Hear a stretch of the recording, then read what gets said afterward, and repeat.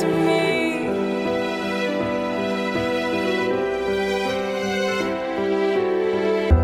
I'm thinking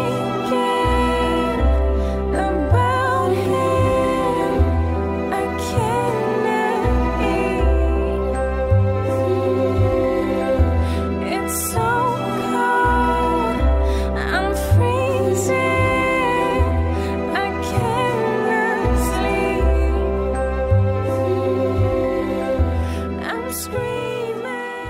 Hi guys, so today I'm doing kind of a different video. It took me a lot of thinking to try and decide if this is really something I want to do a video on. And after a lot of discussion and just, I don't know, in the end I feel like this is something I want to share with the world, not because I'm proud of what I did, not because I'm saying that it's okay to do this, because it was definitely a learning experience for me. And anyways, so just getting into it, it's now February. I had an abortion in May.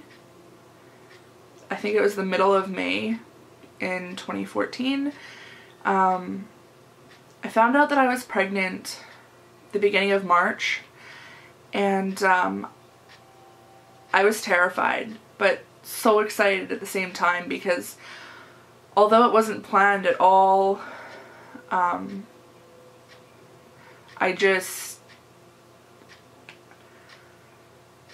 I was just terrified. I don't know how else to say it.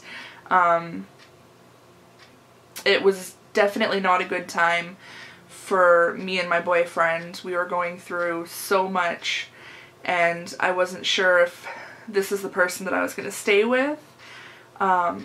If it was, I don't know. Things were really rocky. I didn't have any faith in the relationship at the time.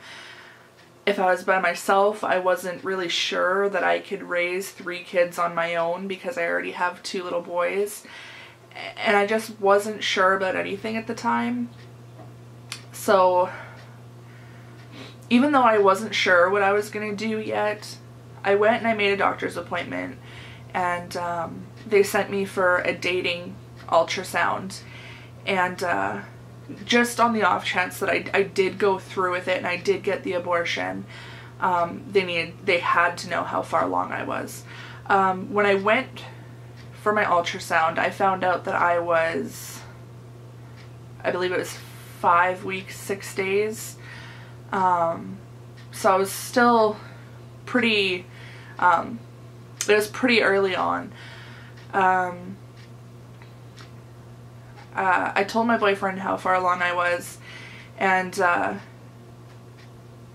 we had thought that maybe I was 8 weeks or 9 weeks along, because I don't really keep track of things. I don't worry. My period has always been irregular, so we just don't keep track. So I came out 5 weeks, 6 days. We talked about it. I told him that, you know, obviously we're fighting a lot, and we didn't know where we were going, and I didn't know what to do with myself. I'm sorry if I'm rambling. This is just, I'm trying to talk as I think. So I talked to the doctor in my city about some options. They said that there's the medical abortion, which would be I take a pill and I have an abortion at home, basically, in the comfort of my own home, which, if I had to do it, was the way that I wanted to do it. If I had to do it the other way, I didn't really want to do it. So I found out there's only one person in my city that does that, and I couldn't get an appointment with her. So, I couldn't get an appointment with her before the 7 weeks was up, because after 7 weeks you have to get surgical. So I said, okay, gotta do what I gotta do. Booked an appointment in my city to have the surgical done at around 8 weeks. And then they called me back and told me that there was some emergency. They couldn't get, they couldn't book me a spot in the OR in my city until after I was 12 weeks already. And where I live, you can't get a surgical abortion after 12 weeks. You have to go to a larger city like Vancouver or something like that. But that would just be wrong. I mean, I couldn't. Anyways, so they said, you can call this doctor. There's a couple people you can talk to. You can go to the next city and they'll be able to book you an appointment before the 12 weeks is up. And I said, okay. I booked an appointment with this doctor. I went to the next city with my boyfriend. We spoke to this doctor, and he was very, I don't know, he was just so calm about the whole thing that it scared the hell out of me, because it wasn't like he never really asked me, are you sure you want to do this? He never told me any of the risks, really. He just seemed like it's something that he does all the time, and it's just another day in the office for him, and that scared the hell out of me. And I asked the questions that I wanted to ask. We went and we weighed me, and he said something about how, because of my weight, I may not be able to go under general, which would mean that I would have to be awake for it, but I would be heavily sedated but not asleep. And I told him I'm not okay with that. I am not okay with that. I don't want to remember any part of this experience. And he told me he'll see what he can do, but he's not gonna put me under if he doesn't feel it's safe. And I said, okay, whatever. So I was sitting in this office, and there was like probably 9 or 10 other girls, and a couple of them I wasn't sure why they were there, because it was just a regular medical office. It wasn't only for that purpose. And a couple of them I had no idea, and a couple of them you can tell they were pregnant. You can tell. And you knew why they were there, and it just broke my heart, because I was just another girl that was there doing this, and letting a doctor do it, that it just seemed like it was something he just does. He has no emotion about it. And don't get me wrong, I'm sure that's whole part of the thing, like you can't attach yourself to the patients or what's going on, because at the end of the day you're a doctor. I get that. So after we left his office, he said, go to the hospital, book yourself in the OR, and I'll see you tomorrow. I said, okay. I wasn't obviously excited about this. I was almost in tears leaving the office, and then we went over to the hospital. We did a bunch of paperwork. We talked to the lady in the booking. She booked me at 6:30 in the morning the following morning, or I think it was 6 o'clock. No, it was 6 o'clock the following morning. So she said, you guys might just want to stay in town for the night, because that way you don't have to drive, you don't have to get up really, really early and whatnot. But we just decided to go home, because I wanted to be home, I wanted to be in my bed, and whatever. So they kind of just did a quick run through. No makeup, no perfume, no soaps, no nail polish, no whatever, body jewelry, nothing. That was fine. We went in. First of all, the night that we went home, we had talked in depth about this. I told him how scared I was, how I think I want to go the other way with this. I would rather, I would rather carry this child and do adoption rather than go through with the abortion at this point because everything was just scaring the hell out of me. And I went for some, also that day that I went to the hospital, I got some blood work, and one of the girls that I seen at the clinic that I was at actually basically followed us over to the hospital. And she was also one of the girls that I knew she was pregnant, and I knew what they were doing. And I think they knew what we were doing, obviously, and it just broke my heart. And I was kind of angry. Like, I was angry with her because I really, like, all I can think of is, how could you do that?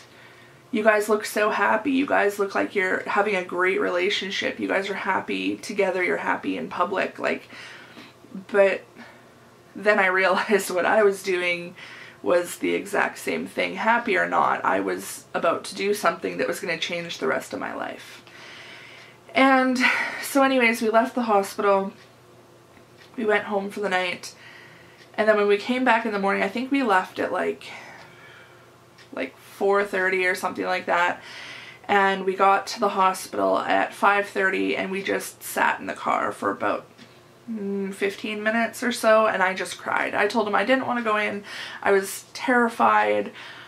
You know, I didn't know what to expect, obviously, and the people that we had seen the previous day had actually pulled up in a vehicle beside us, and they were sitting in their car as well, and she was crying and I was crying, and the guys were both just trying to comfort us but telling us that it was time to go, kind of thing. And it was terrifying. And then finally seeing her break down, I broke down even worse, and I was really trying to hold myself together. But anyways, we went into the hospital, and we got walked back to this room where we had to take off all of our clothes and get into this gown, which, by the way, was super revealing and super short. It wasn't like the regular hospital gown. It was really uncomfortable to wear. And so we had to go take off all of our clothes, all of our underwear, everything, get into these gowns, and then go back and sit with our boyfriends or whatever. And then we got called in one by one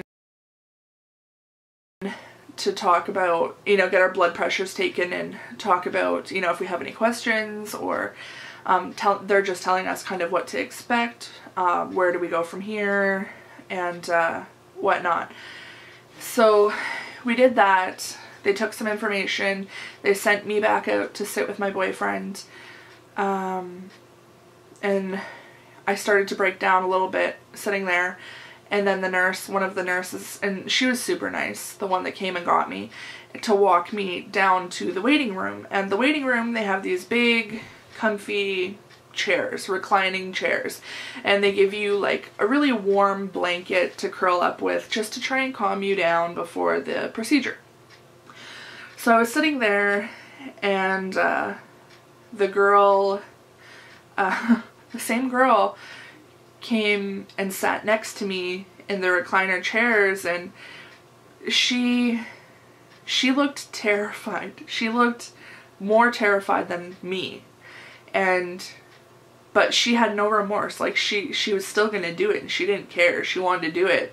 She was just more scared of the actual procedure than what she was doing, the end result. And so the nurse came, and I was telling the nurses how terrified I was, and how I don't think I'm going to be able to do this. I really don't think I can do this. And the nurses said, you know, it's going to be super easy. You're going to be fine. Don't worry about it. And I said, I don't know. I honestly don't think I can do this. And one of the nurses came and gave me an IV, which failed. And she refused to give me another one. She had to send somebody else in to give me an IV because it shot blood at her, basically. So another nurse came in and did the IV successfully, and they asked me if I had to go to the bathroom or anything. I said, yeah, I should go to the bathroom quickly. So I went pee, and then I went back and sat down, and literally just as I sat down, they said, okay, come with us. And they walked me to the OR, and I was terrified. I walked in that door, and there was so many people in there. There was the doctor, there was like an assistant doctor, like a med student or something. There's about 5 or 6 nurses, there's an anesthesiologist, and then there was I think a couple like nursing students that were in there just helping. And I looked at the table and I sat down, and they said, no, you need to put your gown up. And I said, well, can I just sit down and get comfortable first? And they said, no, you need to put your gown up. And I said, okay. So I was completely exposed on this table in front of everybody, and it was so embarrassing, so humiliating. And then I laid back on this table, I was crying, and I just remember looking up at the nurse saying, I can't do this, I'm sorry. I'm sorry that I put you guys through all of this, but I can't do this. I don't want to do this. I'll do anything, just... And at this point they were strapping my arms to the table. Because that's what they have to do when you go into a surgical procedure. When you're under general anesthetic, they have to strap you to the table, and they're strapping my arms to the table, and this nurse, this horrible nurse, just looked at me and she said, you're gonna be fine, you need to breathe. My blood pressure was so high. I was watching it on the screen. My blood pressure was so high and I was so stressed out, and I said, please unstrap my hands. I can't do this. I want to go. And they said, no, you can do this. And they said, look at me. You can do this. I said, no, I don't want to do this anymore. I'm sorry. I've been thinking about this, at least overnight. And I didn't think I could do it when I came here today. And I'm really sorry I put you guys through all of this. But I'm ready to go home. Let me go home. And they said, this is just your nerves talking. It happens all the time. You can do this. It was like they were talking me through a childbirth, like, you can do this, you can do this. No, this is not something I wanted to do. This is not what I wanted anymore. I don't even think I wanted it in the beginning. I was doing it for somebody else. And when I told them to let me off the table, I don't even know what I was trying to do. I was trying to like get my arms free so that I can go. I really wanted to go. I was terrified. And then just as I told them, please let me go, I was crying. I said, I need to go, you guys. I want to go home. I want my boyfriend and I want to go home. And the next thing I remember, I woke up in the recovery room. They put me to sleep when I was hysterical. And I woke up with an abortion when I changed my mind and it wasn't what I wanted anymore. I remember briefly waking up during the procedure and seeing, I don't even know, it's like the doctor was going like this, but I couldn't feel anything and I couldn't hear anything. It was just a flash, like a memory, but I couldn't hear or feel anything. It was just the doctor going like this with a big long tube thing. Now I don't know, maybe that was just a dream that I had while I was out, I'm not sure. I don't know. Anyways, I woke up and I asked the nurse what happened. She said, you're all done, you did fine. And I said, it's over? And she said, yeah, it's over. And I just broke down. This is the first time I've ever talked about it since it happened. So this is pretty raw for me. Anyways, the nurse said it was over.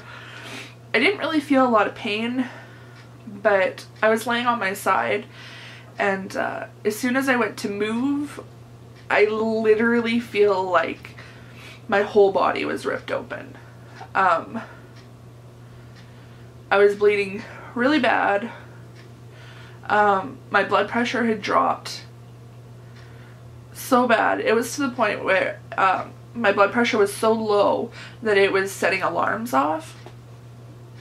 So I was being very closely monitored. They asked if I wanted anything to drink. I had this one nursing student that came in and talked to me, and she was probably the nicest one out of everybody.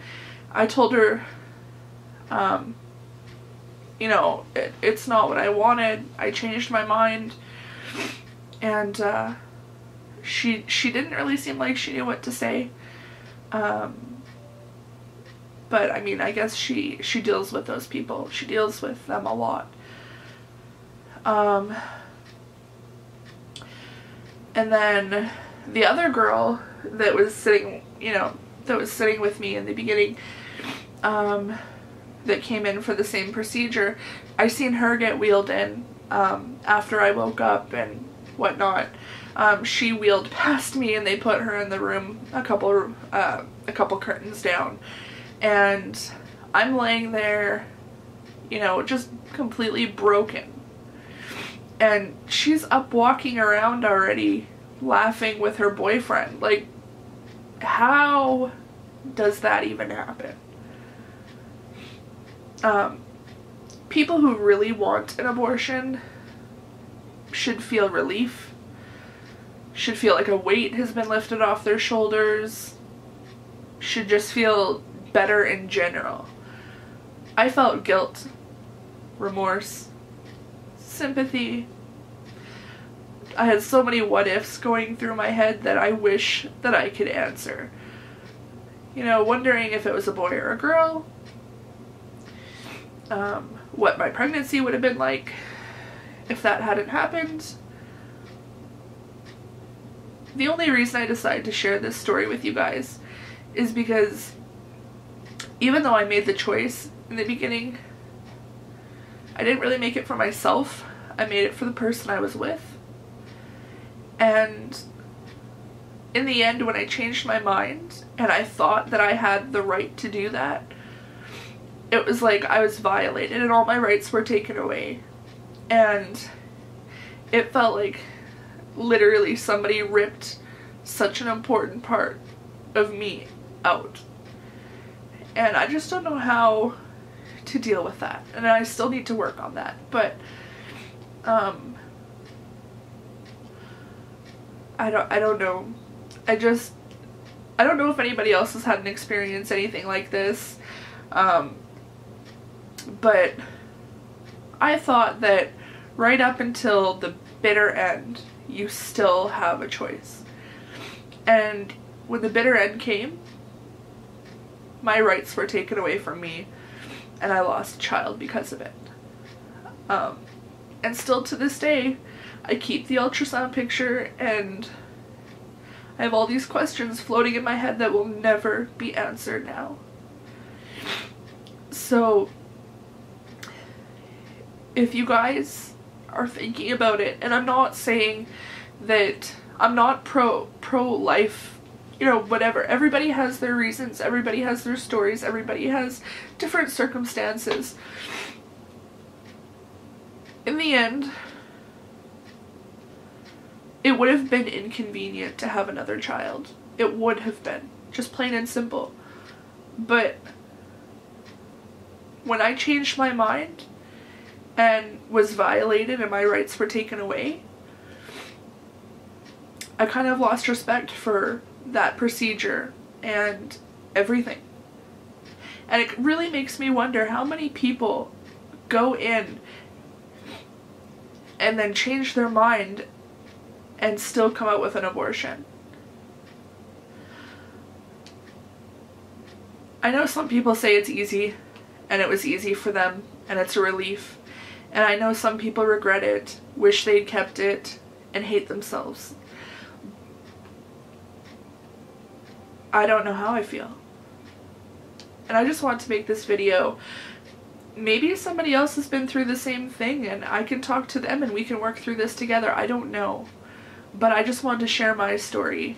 I'm going to disable comments on this video. If you want to get a hold of me, you can message me for sure.